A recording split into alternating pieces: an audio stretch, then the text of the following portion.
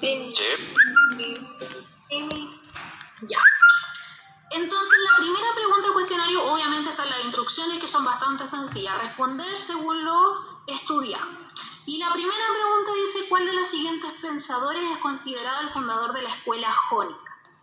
Antes de partir con la segunda clase de mundo atómico, la primera tenía que ver con contextualizar lo que ocurría en las antiguas civilizaciones, en inicios de siglo o antes de iniciado el siglo, todos los años antes de Cristo, cómo se pensaba o cómo se analizaba la constitución de nuestro mundo, de la naturaleza, de lo que nos rodea.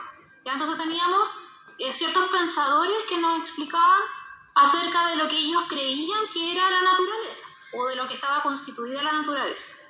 Y específicamente hubo un movimiento que fue la escuela jónica y que fue una escuela que tenía grandes pensadores, pero uno de ellos, de los que está acá, fue el que es considerado el fundador de esa escuela jónica.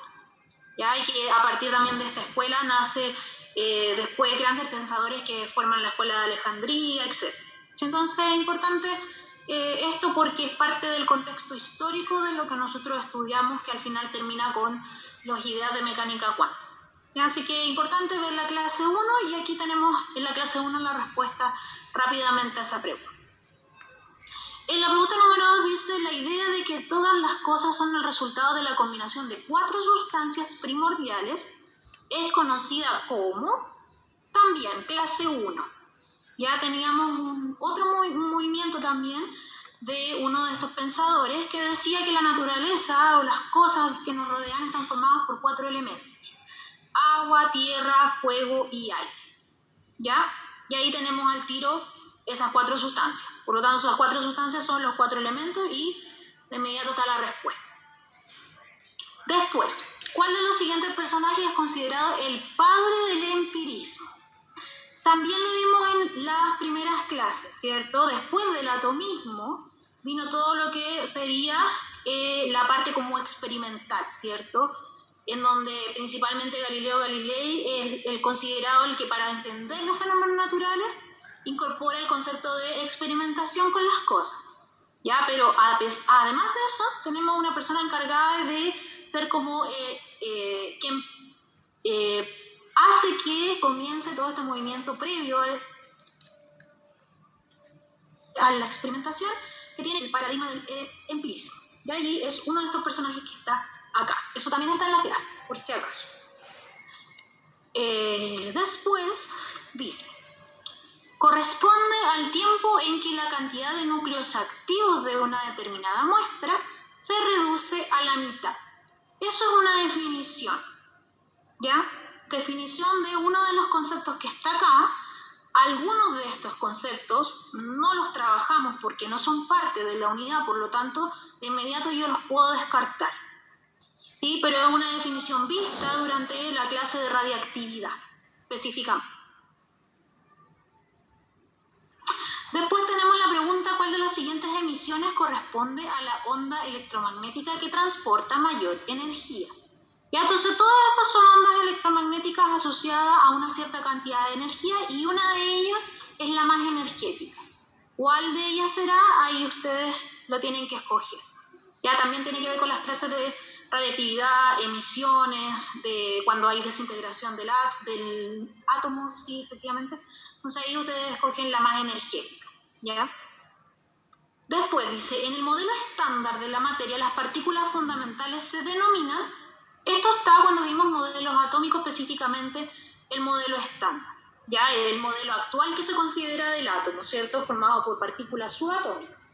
Entonces ahí también está especificado en esa clase, cuando vimos un modelo atómico específicamente cuáles son las partículas fundamentales que no son las mismas que están en la pregunta acá, que son, nos dicen, según el modelo estándar, cuáles son las siguientes partículas, cuáles son las partículas responsables de las interacciones fundamentales. La de arriba tiene que ver con las partículas fundamentales, es decir, lo que constituye el núcleo atómico o el átomo completo. Y esta tiene que ver con las interacciones o las partículas asociadas a la fuerza. Y entonces aquí no confundir, por favor, porque tienen funciones diferentes este tipo de partículas en este modelo, ¿ya? Después dice, ¿cuál fue el principal problema del modelo atómico propuesto por Rutherford? Ya recordar que Rutherford propone un modelo atómico después de Thomson a partir de esta dispersión que ve de las láminas de oro cuando le dispara a esas láminas de oro ciertas partículas alfa y ve que hay un comportamiento anómalo, ¿cierto? Entonces él considera que el átomo no es un pastel de pasas como había propuesto Thomson, sino más bien que tiene un centro que es el núcleo, y alrededor tiene a los electrones girando, haciendo un símil con el modelo planetario, ¿ya? Entonces, a partir de eso, a pesar de que Rutherford mejora un poco este modelo, hay una de las ideas que están acá que no se pueden explicar con ese modelo. Y también está en la clase de modelos atómicos para que la revisen si tienen dudas con esta respuesta. Después dice cuál de los siguientes enunciados no corresponde a una de las ideas planteadas por Dalton respecto del átomo. También, clase de modelos atómicos, Dalton nos da una serie de ideas respecto al átomo, de lo que él considera. Sin embargo, hay una de estas que no corresponde. Ya recordar que Dalton, más que un modelo en sí, él considera el átomo como una esfera, ¿cierto? Y cada elemento químico conocido de la época era una esfera con un símbolo en particular. Y además algunas otras ideas que están acá, y hay una de ellas que no corresponden, para eso también revisar esa clase. Después tenemos estos esquemas. Dice, en los dos esquemas se representa un átomo propuesto por Bohr, según el sentido del salto del electrón que se muestra en cada caso de una órbita a otra. ¿Qué sucede con el fotón asociado en cada transición? Recordar que Bohr nos plantea un modelo atómico parecido al de Rutherford, solo que para Bohr las órbitas eran circulares. Y además incorpora el concepto de cuantización, en donde los electrones saltan de una órbita a otra, pero en paquetes discretos, ¿sí? O en órbitas discretas, es decir, con un número entero. Y cuando hacen estos saltos, él también dice que hay una emisión de fotón o una absorción de fotón según corresponda. Entonces lo que ustedes tienen que identificar en cada esquema, qué es lo que ocurre. Si el electrón va de una órbita, por ejemplo en este caso, órbita 1 a órbita 2, emite o absorbe el fotón, y lo mismo acá. Si va bajando de nivel energético de órbita, emite o absorbe. Eso es lo que ustedes tienen que identificar en estas preguntas. También está en la clase de modelos atómicos. Después dice cuáles de las siguientes afirmaciones corresponden a conclusiones obtenidas por Thomson después de realizar su experimento con rayos catódicos. Recordar que gracias a este experimento también Thomson descubre el electrón, ¿ya? Los rayos catódicos son en realidad partículas del átomo de carga negativa. Los electrones tienen carga positiva y están incrustados en una masa de carga negativa, y la mayor parte de la masa del átomo posee carga positiva. Tenemos que escoger cuál de todas esas afirmaciones son correctas. Ya también en la clase de modelos atómicos para que la revisen.